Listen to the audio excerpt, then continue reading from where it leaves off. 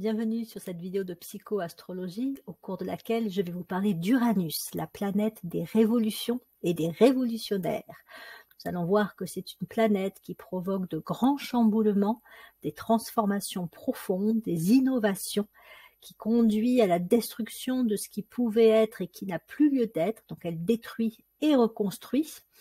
Elle amène plus de liberté, elle provoque un certain chaos.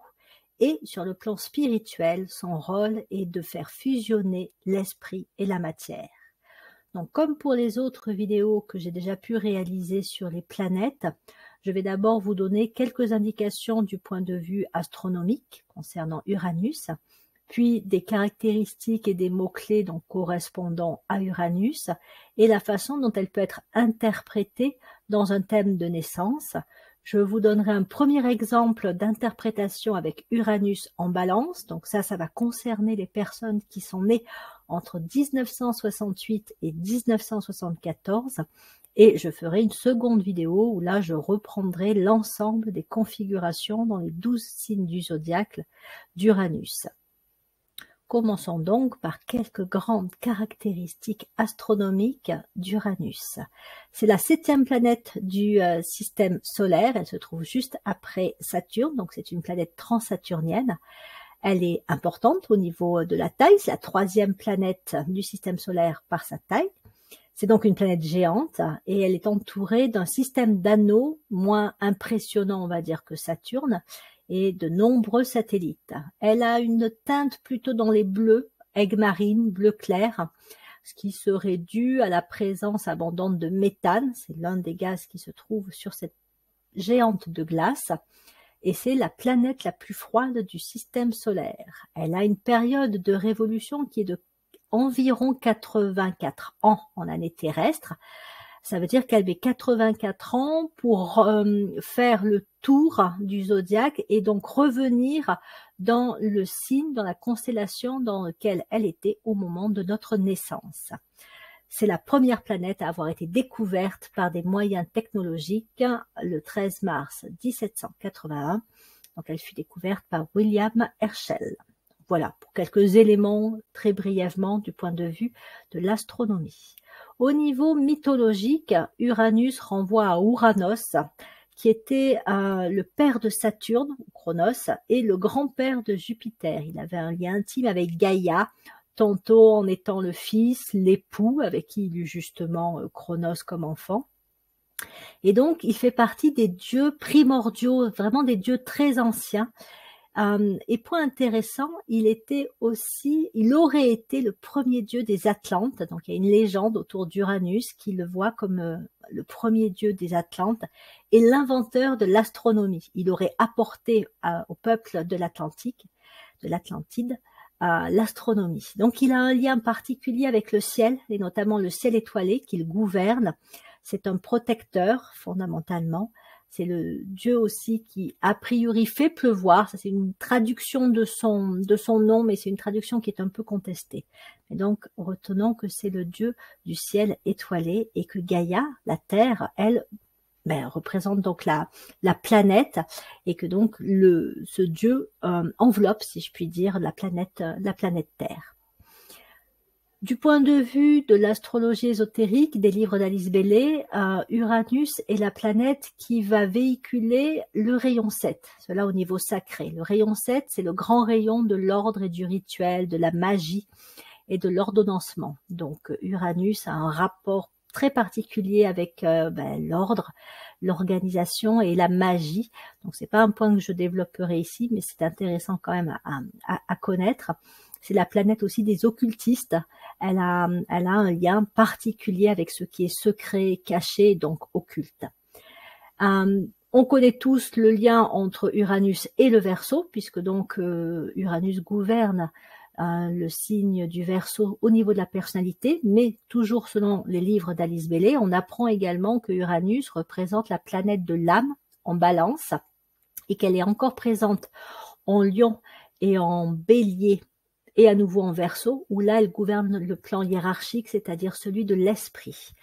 Cela fait de ces signes potentiellement des signes de révolutionnaires. Alors c'est plus connu encore une fois pour le Verseau, mais on reconnaît quand même à la balance cette capacité à amener aussi certaines révolutions. Et pour cela, il faut que le porteur de l'énergie balance puisse vivre les influences de la planète Uranus et donc déjà un contact avec l'âme en lui. Donc sur le plan spirituel, comme je le disais, Uranus tend à faire fusionner l'esprit et la matière. En fait, elle est là pour provoquer la matérialisation de ce qui est le plan spirituel, le plan divin, et qui donc nécessite une manifestation concrète, une manifestation objective. Elle va descendre sur tous les plans intellectuels, émotionnels, physiques, pour provoquer cette fusion entre l'esprit et la matière, et donc c'est ce qui amène des révolutions et donc des transformations profondes. Elle reste environ 7 ans dans un signe, donc elle fait partie des planètes collectives qui a des effets un peu sur du long terme. Elle influence toute une génération et elle participe au bouleversement des civilisations avec Pluton et Saturne, notamment. On pourrait y rajouter Neptune. Donc elle exprime la volonté d'être et de connaître simultanément sur tous les plans de la manifestation, donc comme je disais, le plan mental, le plan émotionnel, le plan physique. Elle provoque l'impulsion à de meilleures conditions, elle détruit un ancien ordre établi pour en amener un supérieur, elle détruit au nom de la liberté, donc c'est une planète qui est là pour provoquer l'affranchissement, l'émancipation. C'est fondamentalement une planète de progrès pour la conscience, mais aussi de modernité ou de modernisation, donc d'innovation et de liberté. Un type uranien est un type de personne, de personnalité qui aura tendance à rejeter les conventions, l'ordre établi. C'est le symbole un peu Uranus des visionnaires, des avant-gardistes, des innovateurs, mais aussi du savant et du scientifique, et comme je le disais, de l'occultiste. Mais selon comment elle est aspectée ou selon comment elle est vécue, où elle se trouve, dans le thème de naissance, le niveau de conscience de la personne porteuse donc d'Uranus en thème de naissance, cela peut donner aussi le rebelle, l'excentrique, le marginal. Toute personne qui va rejeter un ordre et des conventions, mais de façon un peu, si je puis dire, chaotique, pas forcément très, très ordonnée et sans avoir un apport positif, porteur pour la société. Bon, après, il n'y a rien de mal à être un marginal, simplement, ça n'est pas être tout à fait dans le meilleur de l'expression de son potentiel et de ses qualités. Les transits d'Uranus ne sont pas toujours faciles à vivre car, comme je le disais, elle vient provoquer des changements, des grands bouleversements qui peuvent être totalement imprévisibles. C'est quelque chose qu'on n'aura pas vu venir, mais qui était quand même latent, sous-jacent, occulte, caché. Et donc, on peut avoir l'impression dans nos vies à certains moments de perdre le contrôle, de ne pas être celui ou celle qui décide. Et ça peut être dû à une influence d'Uranus qui vient encore une fois détruire parce que ça n'est plus juste, ça n'est plus le temps a passé et il faut passer à autre chose. Donc, elle vient provoquer comme ça de grands bouleversements, un certain chaos. Elle précipite aussi certaines conséquences, pas tout à fait karmiques comme Saturne, mais néanmoins, elle nous montre, voilà, encore une fois, que c'est le moment de passer à autre chose. Sur le plan spirituel, et toujours indiqué par le tibétain, Uranus est appelé celui qui perçoit la fin dès le commencement. Donc ça, c'est en lien avec le rayon 7. Le rayon qui relie le haut et le bas, et donc qui porte en lui à la fois le début et la fin de toute chose. Il y a le plan et donc son aboutissement qui est prévu à travers le rayon 7. Fait également intéressant concernant Uranus, c'est qu'elle gouverne les rapports de groupe, les organisations. Elle a à voir avec tout ce qui a trait à la coopération, à la collectivité, au fait de travailler ensemble, d'œuvrer ensemble. C'est une planète qui rassemble, qui fédère. Et elle gouverne la maison 11, qui est donc la maison du Verseau, avec lequel elle a un lien étroit. Voilà pour des grands aspects généraux qui nous donnent des indications quand même intéressantes concernant Uranus. Néanmoins, regardons de façon plus pratico-pratique comment les effets et les influences d'Uranus s'expriment. Déjà au niveau collectif, Uranus tend à provoquer tout ce qui est donc découverte, développement scientifique, avancée technologique, et donc ce qui va provoquer des révolutions dans notre quotidien, Par exemple, on doit à Uranus la découverte de la radio et du fonctionnement des ondes radio, mais également d'internet, de tout ce qui est aussi innovation dans le champ de l'aéronautique, c'est très lié à Uranus.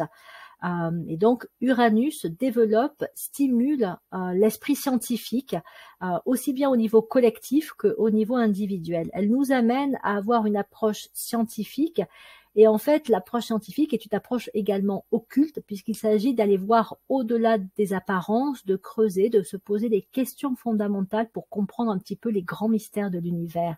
Donc Uranus, lorsqu'on a encore une fois un type uranien marqué, peut nous conduire à avoir un intérêt pour creuser, pour chercher à découvrir ce qui est caché.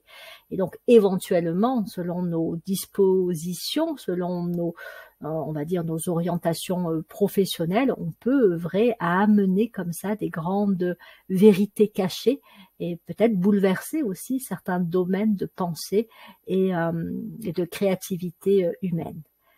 Uranus donc participe à l'avènement d'un nouvel ordre puisqu'elle va détruire l'ordre qui était précédemment établi pour permettre l'avènement d'un ordre supérieur. Ça joue également sur les valeurs humaines puisque ça joue, comme je le disais précédemment, sur tous les plans d'existence. Donc elle vient bousculer certaines valeurs, certaines idées, certaines représentations, certaines croyances pour en amener de plus juste, de plus globale, de plus inclusive. Donc elle provoque aussi des changements d'orientation au niveau de l'humanité dans son ensemble.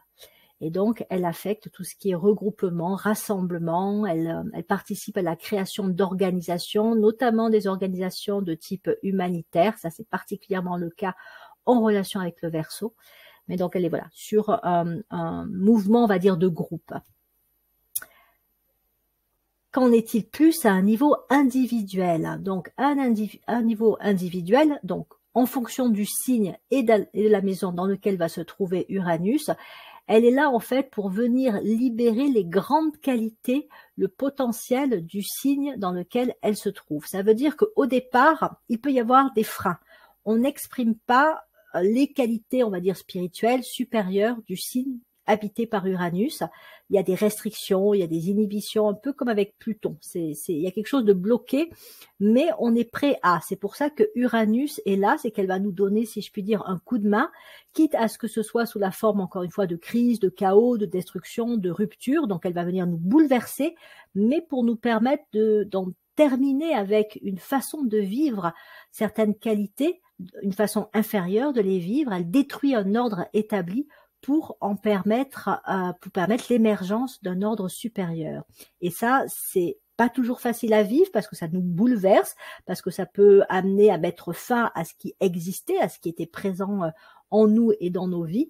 Mais néanmoins, avec du recul, quand la crise est passée, on peut voir qu'une fois la destruction dépassée, on est capable de reconstruire sur du mieux. On avance et on a un véritable progrès dans nos vies qui est amené à travers les crises destructrices, les grands chamboulements apportés par Uranus. Donc, elle nous pousse à vivre dans de meilleures conditions, à manifester aussi le meilleur de nous-mêmes.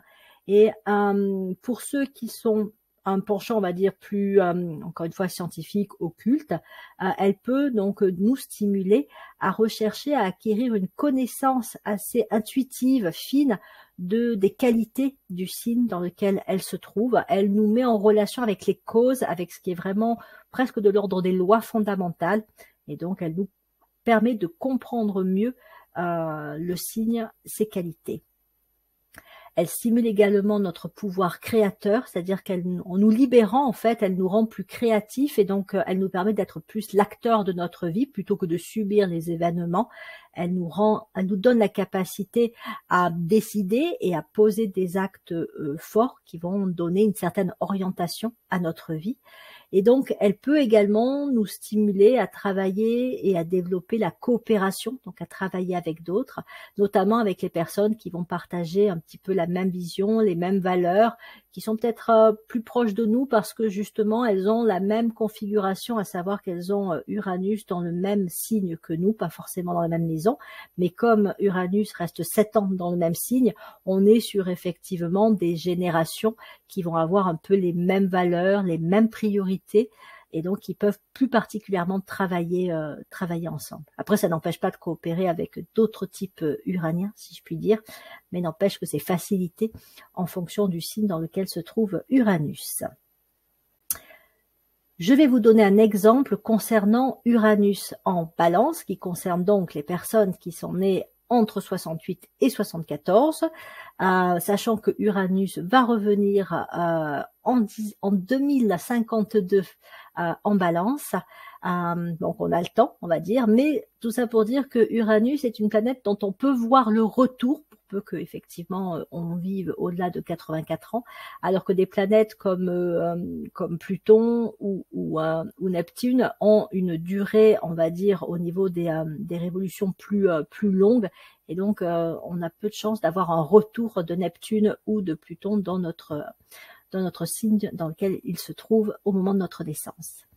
Que nous dit Uranus en Balance? Donc, Uranus en Balance va nous montrer qu'il y a des aspects de notre vie, de notre conscience qui ne sont pas équilibrés, puisque l'équilibre est une des grandes thématiques de la Balance, que ça peut manquer d'harmonie, que c'est un peu bloqué, ça ne circule pas, qu'il peut y avoir aussi au niveau de la communication, voilà, des freins, des inhibitions, qu'il peut y avoir un manque de justesse, voire de justice. On peut avoir un vécu d'injustice lorsqu'il y a Uranus en Balance, et que tout ça doit être révolutionné. C'est vraiment le rôle d'Uranus que de provoquer des révolutions. C'est la révolution d'un certain style de vie, et selon la maison dans laquelle se trouve Uranus en Balance, on va avoir une indication plus précise de ce qui doit être rééquilibré, réajusté, et donc là où les révolutions vont pouvoir prendre place. Je donne 3 exemples, j'en donnerai d'autres lorsque je développerai chaque interprétation de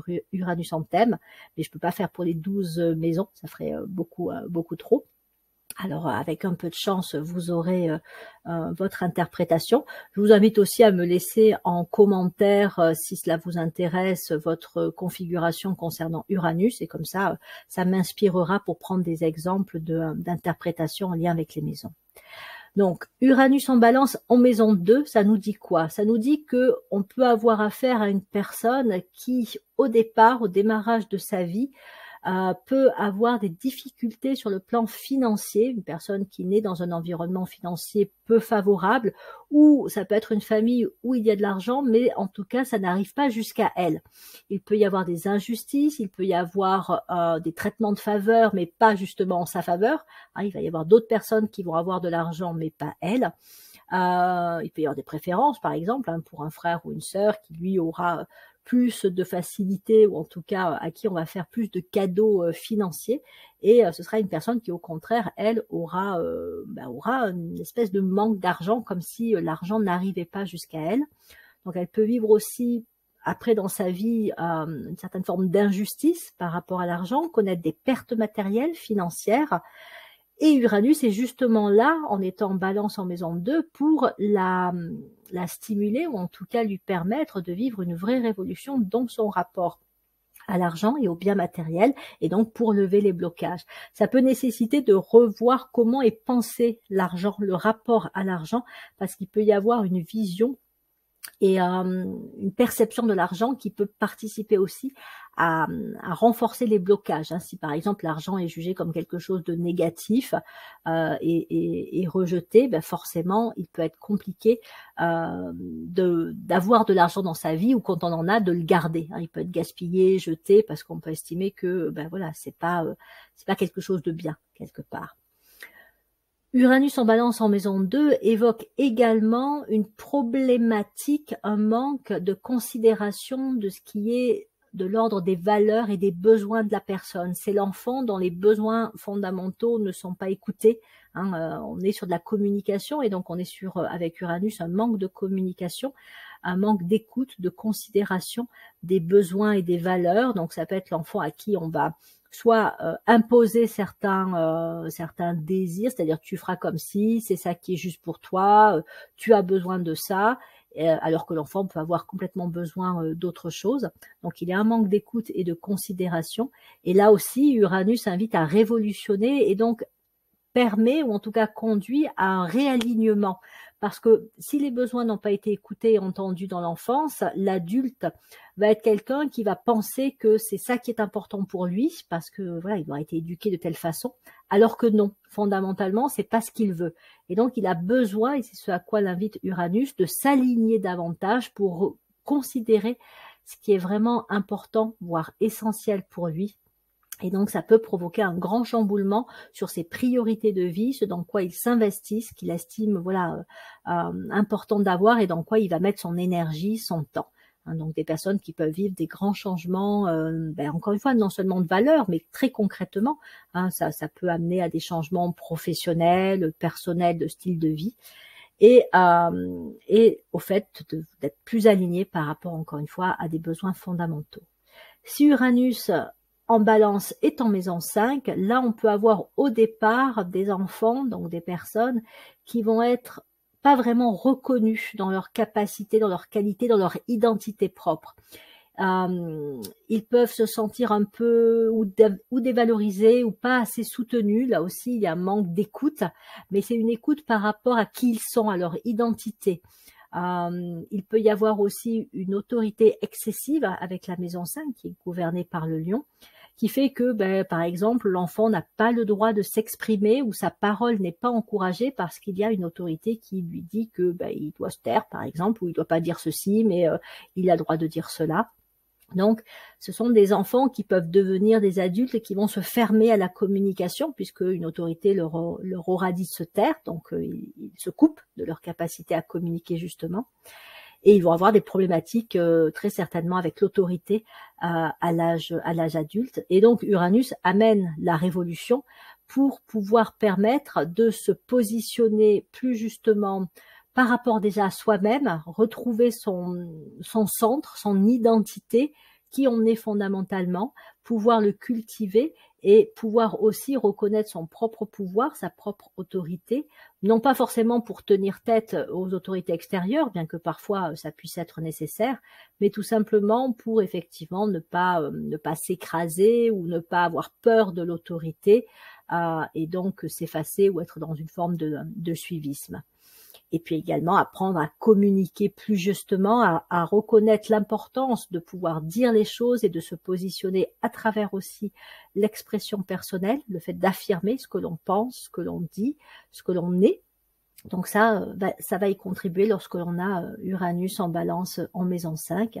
Et ça peut même contribuer à se réinventer carrément, à se recréer à neuf quelque part et à recréer aussi sa créativité parce que là aussi, un peu comme avec la maison 2, il peut y avoir le fait d'occuper une place qui est pas tout à fait la sienne et donc lorsque Uranus provoque des crises de destruction, elle peut aussi participer à créer des pertes d'emploi sachant que ce n'était pas l'emploi juste, ce n'était pas la juste place pour la personne et donc elle va lui permettre de pouvoir retrouver ou de trouver sa juste place. Mais ça n'est pas forcément bien vécu au moment où la crise arrive et où il peut y avoir soit perte d'emploi, soit rupture parce qu'effectivement l'emploi ne plaisait pas, ne comptait pas. Donc c'est des crises, des bouleversements qui remuent, mais qu'il faut voir aussi un peu avec du recul en se disant quand on les vit que c'est pour du mieux et que effectivement d'ici quelques mois, quelques années, ce qui va en émerger sera un ordre supérieur et une vraie progression, un vrai progrès dans sa vie. Lorsqu'on a un niveau de conscience un peu développé, on peut avoir l'intuition qu'effectivement la destruction va conduire vers du mieux, mais c'est pas toujours évident parce que c'est toujours un passage délicat. Mais voilà, on peut sentir que oui, ça n'est pas en vain, que ça a du sens, que c'est porteur, mais qu'il faudra attendre un petit peu pour effectivement que les bénéfices, si je puis dire, soient perçus. Si l'on a Uranus en balance en maison 7, donc là on a une double dose de balance, si je puis dire, puisque la maison 7 est gouvernée par la balance. Donc là au départ, on peut avoir des personnes qui ont des difficultés relationnelles et qui, au niveau familial, donc sont des enfants qui peuvent vivre soit une forme d'isolement, de solitude relationnelle, qui peuvent avoir des relations difficiles avec leurs parents, Là aussi, ça va mal communiquer ou ne pas communiquer du tout. Il y a un lien qui se crée pas bien, si je puis dire, entre les parents et l'enfant. Peut-être qu'il y a tout simplement un abandon, un rejet ou une mise à l'écart de l'enfant. Il peut y avoir aussi un vécu de trahison de la part d'un parent envers l'enfant. Et donc, c'est délicat à vivre par la suite sur le plan relationnel et notamment sur le plan affectif, parce qu'il y aura une blessure émotionnelle forte au départ. Mais encore une fois, le but d'Uranus, c'est de faire bouger les choses et donc de faire sortir de ces difficultés-là.